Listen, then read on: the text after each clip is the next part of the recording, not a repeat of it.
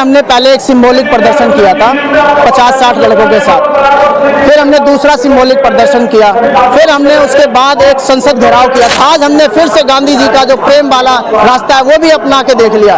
देखते हैं कि सरकार कितना इस बात को समझती है कि नीट की जो एग्जाम हुए हैं जिसमें 67 बच्चों ने टॉप किया है, जिसमें से 50 बच्चे जनरल कास्ट से आते हैं, और वही एम्स में जब 46 सीटें ही जनरल कास्ट की होती है तो 50 बच्चों में से जो बाकी बच्चे हैं उनको एम्स में कैसे एडमिशन मिलेगा, इन सवालों को लेकर आज हम दोबारा से इंडिया फ्रंटर्स के साथ यहाँ पे बैठे। किसी चीज की कोई गारंटी इस दुनिया में नहीं है, मैं कितने दिन चलूंगा, आप कितने दिन चलेंगे, ऐसा कोई गारंटी नहीं है। सरकार पे दबाव धीरे धीरे बनेगा। जब आज 1000 लड़के अगर रोड पे हैं तो कल पूरे देश में लाखों की संख्या में लोग सड़कों पे होंगे। जब स्टेट की गवर्नमेंट हिलेगी तब जाके देश की गवर्नमेंट हिलेगी। तो मोदी जी को अगर इस बात की भनक नहीं लग रही है कि कोई लड़के, कोई गरीब बच्चे रोड पे उतर के नीट का विरोध कर रहे हैं, तो आने वाले चुनाव में उनको सत्ता छोड़नी पड़ेगी। मांग हमारी जो हिंदुस्तान का बेरोजगार नौजवान है, जो आज नीट परीक्षा से त्राही हिंदुस्तान का नौजवान कर रहा है, जो आज किसान, जो मजदूर अपनी आज लाचारी इस सरकार के अंदर जो उसको देखने के लिए आ रही पड़ रही है, उसको सरकार जो है निकम्मी सरकार है। धर्मेंद्र प्रधान जी इस्तीफा दें, नरेंद्र मोदी इस्तीफा दें। इस सरकार ने अग्निवीर को कुछ नहीं दिया। जो अग्निवीर नीति ये लेके आए हैं, हिंदुस्तान के जो युवा हैं उनके लिए शाप बनकर रह गई है।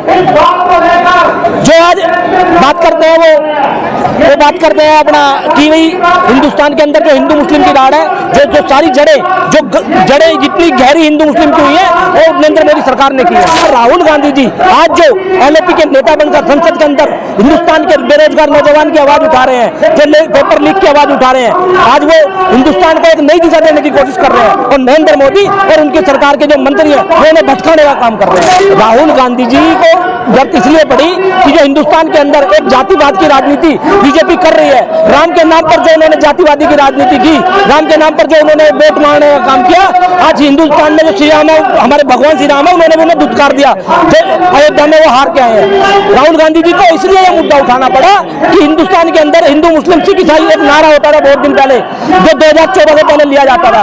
2014 से लेकर 24 तक आज ये नारा सुनने के लिए मिला है नहीं? आप सारे मीडिया के मेरे भाई हैं, आप बताइए आपने कहीं हिंदू मुस्लिम सिख ईसाई सुना हो तो?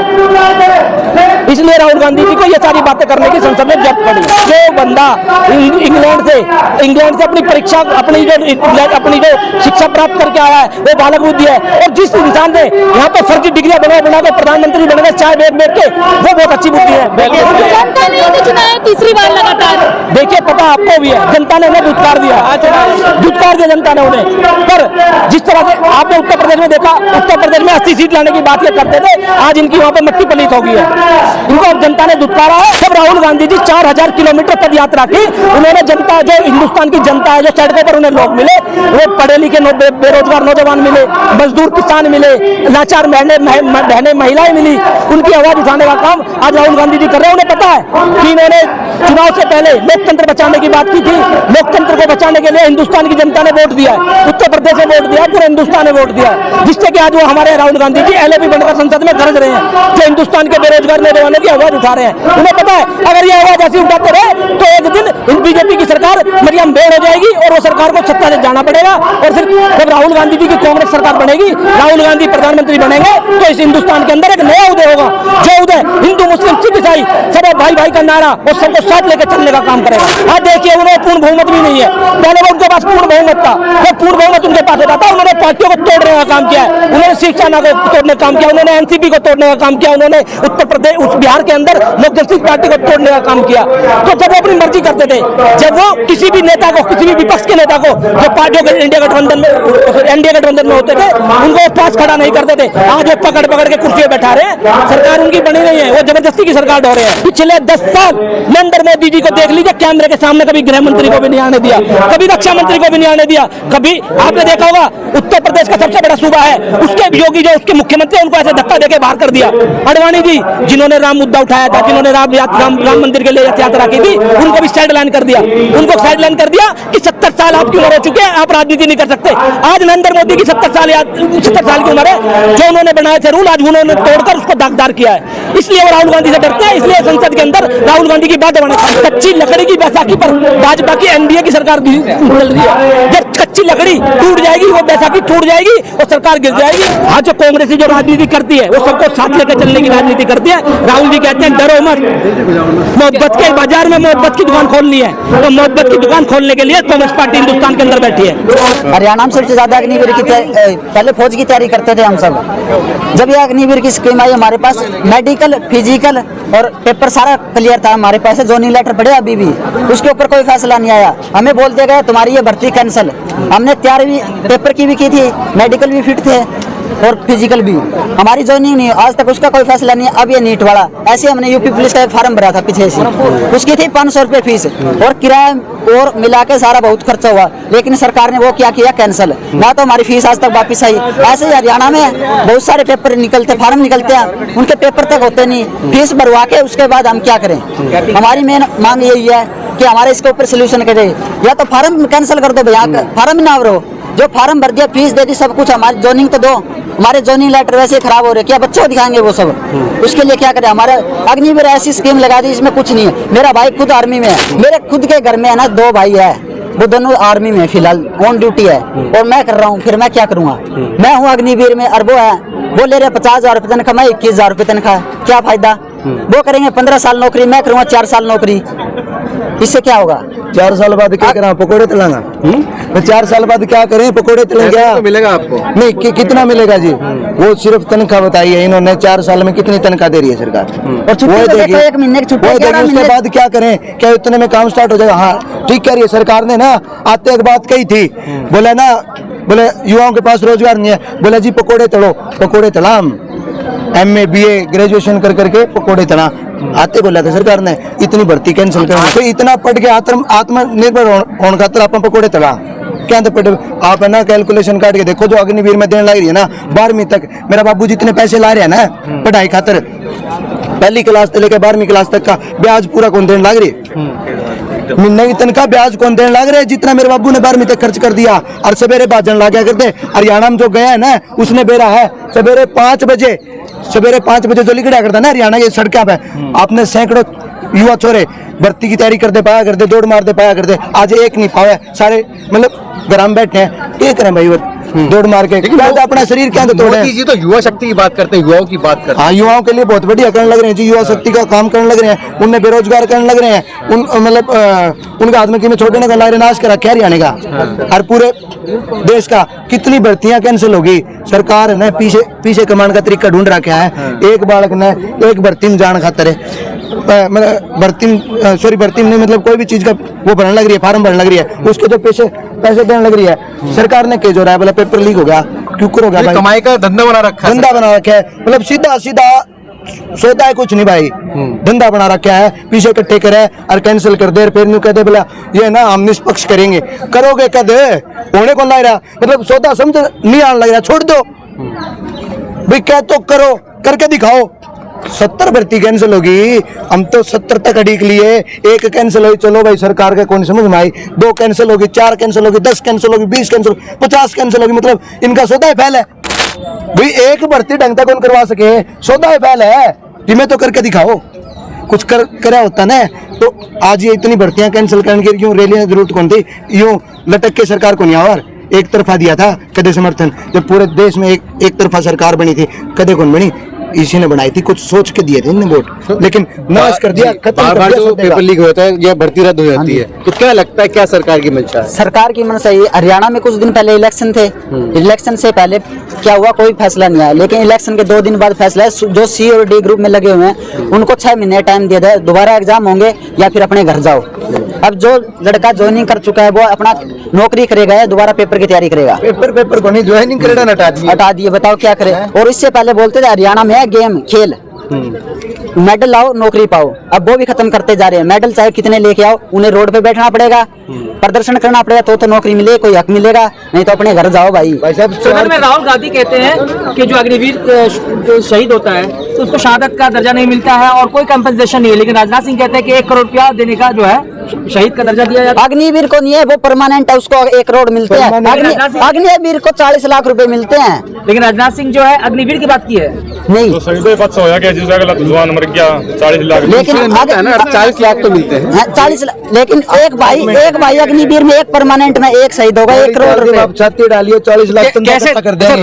राहुल गांधी कह रहे हैं कि अगर उनकी सरकार आती है तो अग्निवीर योजना को खत्म करेंगे, कैसे देखते हैं? तो हम उनके समर्थन में, उन्होंने बहुत अच्छा आ रहे हैं जेड़ है। उन्होंने बहुत अच्छा किया है, लेकिन युवा दोबारा से भर्ती की तरफ, आर्मी की तरफ दोबारा तैयारी करने शुरू करेंगे। लेकिन अब हमारे गांव में पहले कम से कम 150-200 लड़के तैयारी करते थे हमारे साथ के, लेकिन कुछ के साथ क्या हुआ, प्रदर्शन में गए, उनके ऊपर केस लगा दिए गए, केस लगा दिए गए, वो वैसे फारिग हो गए। और कुछ जो बचे उन्होंने तैयारी छोड़ दी, क्योंकि जो लगे हुए हैं ना हमारे साथ के, वो बताते हैं पूरे 1 साल में 1 महीने की छुट्टी, 11 महीने वो ड्यूटी करेगा, उसकी ड्यूटी पता नहीं कहाँ आएगी। अब हमारे गांव में खेल भी खत्म होते हैं, हरियाणा में एक खेल था, खेल भी खत्म करने के पूरे काम किए। किसी चीज में तो नंबर 1 आए, बेरोजगारी में आगे चलो, बहुत बढ़िया काम कर रही है खट्टर सरकार, बेरोजगारी में नंबर 1 लिया है। अच्छा हाँ सर, यो तो मैं बताऊं, एक मुद्दा जो उठ रहा है भाई भर्ती वाला, हरियाणा के खेल खत्म कर दिए सरकार ने, बहुत सारी सिस्टम खत्म कर दिया। एक नेहरू युवा केंद्र संगठन चल है, आज भी चल है। मैं आपने कई चीजें पे बताऊं जो धरातल तक उठ के आ रहे हैं। हम युवा क्लब के साथ ही हैं सारे, और इशारते आ रहे हैं सारे, वो भी हमारे युवा क्लब से हैं। मैं आपने बताऊं, नेहरू युवा केंद्र का अपना एक बजट होया करता, बजट कितना था, 1000 रुपया तक लेकर और 30,000 रुपया तक, बहुत बड़े बड़े काम होया करते उस 30,000 रुपया। हमने इतनी बड़ी बड़ी टूर्नामेंट करवाई है, बच्चे खेलने की तरफ जाया करते, बढ़ा करते। सरकार ने वो बजट खत्म कर दिया। युवा क्लब तो है, तो उनके हाथ में कुछ नहीं। उसके बाद में जो छोटे स्तर के खेल होया करते, ब्लॉक स्तर के, जोनल स्तर के, और उनमें ना कुछ नहीं, प्लेट मिला करती इनाम में, और उस एक प्लेट खातर सैकड़ों छोरे खेलने जाया करते। वह खेल ही खत्म कर दिया सरकार ने। लेकिन मोदी सरकार तो अच्छा काम कर रही है ना, बहुत बढ़िया काम कर रही है, बहुत बढ़िया काम कर रही है। देश में 90% मेडल हरियाणा लेता है। हरियाणा को खेल से खत्म कर दिया। बेरोजगारी नंबर 1 पे हरियाणा में। बहुत ही बढ़िया सरकार, बहुत बढ़िया काम करने लग रही है। हिंदू मुस्लिम सिख ईसाई आपस में, भारत में भारतीय ने लड़ा दिया, फूट डालो राज करो, अंग्रेजों की नीति आकर दी। हिंदू मुस्लिम की राजनीति करते हैं, हिंदू मुस्लिम की राजनीति करते हैं। राम मंदिर बनाया, चलो ठीक है, हमारा राम है। राम मंदिर में एक चीज देखने मिली आपने, राम मंदिर में सबसे ज्यादा, राम से भी ज्यादा किसकी फोटो है? किसकी थे? आप बोलो ना, बताओ। कांग्रेस सरकार पे वो जो लगा रहे हैं ना आरोप, वो कह रही है कि भी ये मुसलमानों को भी सपोर्ट करती है, वो कहते हैं कि भी उसको भी सपोर्ट करती है। राजनीति कौन करने लग रहा है इसके पीछे? स्पष्ट राजनीति कौन करने लग रहा है, वो समझने वाली बात है। समझने वाली बात ये है, हिंदू मुस्लिम करने लग रही है ये सरकार, ठीक है। भारत में सारे भारतीय हैं, कोई हिंदू नहीं, कोई मुस्लिम नहीं। नारे लगते देखे मैंने, हिंदू खतरे में। अरे हम भाई हैं भाई, पूरे भारत में जितने भी है ना वो भारतीय हैं, कोई हिंदू मुस्लिम सिख ईसाई नहीं। हम पहले भारतीय हैं। हमारी लड़ाई रोजगार की है, रोजगार सरकार दे दे, हम सरकार तक खुश हैं। ये जो करोड़ों रुपए इकट्ठा करने का धंधा सरकार ने तो रखा है, वो खत्म कर दे। जो पैसे 200, 400, 500 रुपये हम फार्म भरा, सबने बेरा भी 200, 400, 500 रुपये तो एक फार्म के लिए लग गए। सरकार ने क्या जोराया? गरीब घराने वाले सारे, ठीक है।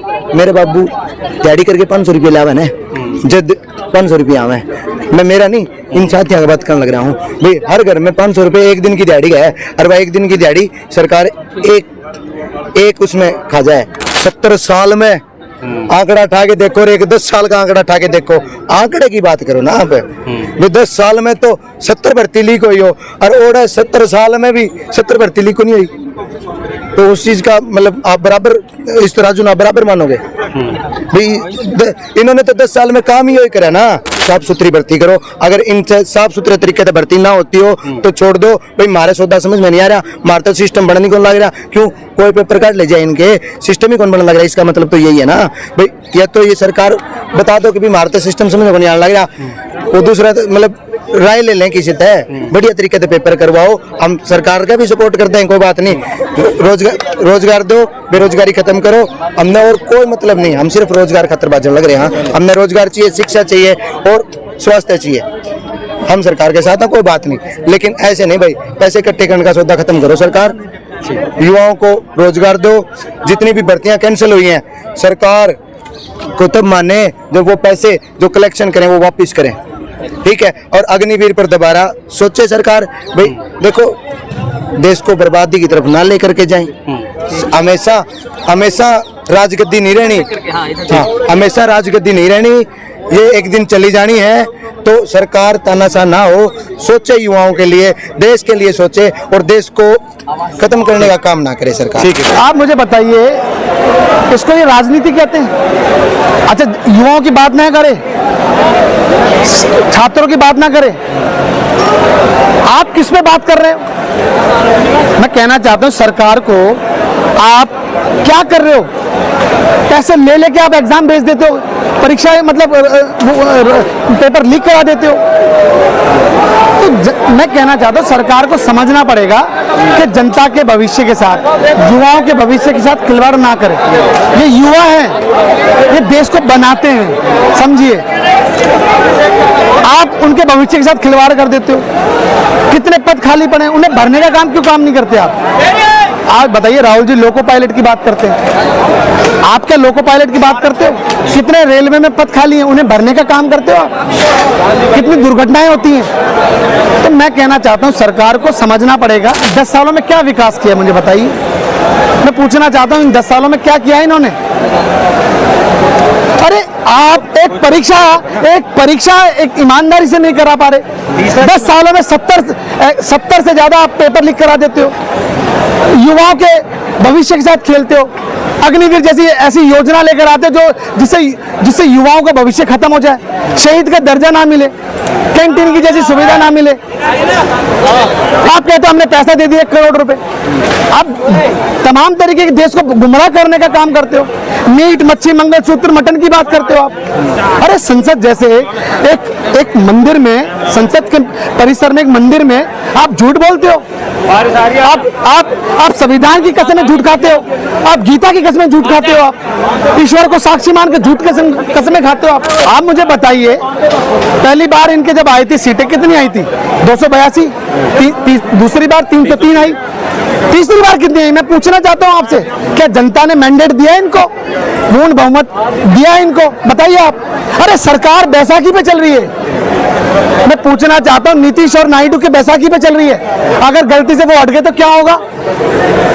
पूछना चाहता हूं क्या होगा? गलती से हटेगी, बिल्कुल गलती। अभी देखना आप, लालू यादव तो कह रहा है कि सरकार बदल देगी। मैं कहना चाहता हूं सरकार बदलेगी, अभी रुको आप, महीने 2 महीने 3 महीने, ये साल खत्म होने से पहले सरकार बदलेगी। मैं आपको बार बार बता दूं, देखिए अगर आप अभी भी समय है, वक्त रहता, अगर आप नहीं समझे तो मैं बता रहा हूं सड़क से लेकर संसद तक ये युवा हैं, ये भूगोल हिस्ट्री सब बदल देते हैं। कहीं ऐसा हो नरेंद्र मोदी जी आपकी पार्टी का भविष्य ये पूरा भूगोल बदल दें। अरे प्रदीप जोशी इन्हीं का आदमी है, मास्टरमाइंड आदमी है, वही जाता है, वही छात्रों से, उद्योगपति के बच्चों से पैसा लेता है, पेपर लीक करा देता है। क्या गरीब माँ बाप का बच्चा, मजदूर का बच्चा क्या पैसे दे सकता है कभी? उसके पास ईमानदारी से पढ़ सकता है, ईमानदारी से उस परीक्षा को कंडक्ट कर सकता है, परीक्षा पास कर सकता है, मगर ये परीक्षा रद्द कर देते हैं, पेपर भेज देते हैं। मंशा है सरकार की जो परीक्षा रद्द हो रही है। देखिए इनकी मंशा सिर्फ यही है कि देश को गुमराह करना, देश को कमजोर करना, देश के युवाओं के साथ खेलना, और जितने भी सरकारी पद जो खाली पड़े उनको कभी नहीं भरना, क्योंकि ये चाहते हैं कि ये जो जिंदा रहे, जो बचे, वही विकास है उनके लिए। 500-500 रुपए में पैसे दे दो और अपनी भीड़ में अपने रैली में बुला लो, उनको 500-500 रुपए दे दो। ये सरकार ये चाहती है। सरकार ये चाहती है कि गरीब का बच्चा पढ़ना नहीं चाहिए, मजदूर का बच्चा पढ़ना नहीं चाहिए, क्योंकि वो अगर वो पढ़ेगा तो रोजगार मांगेगा,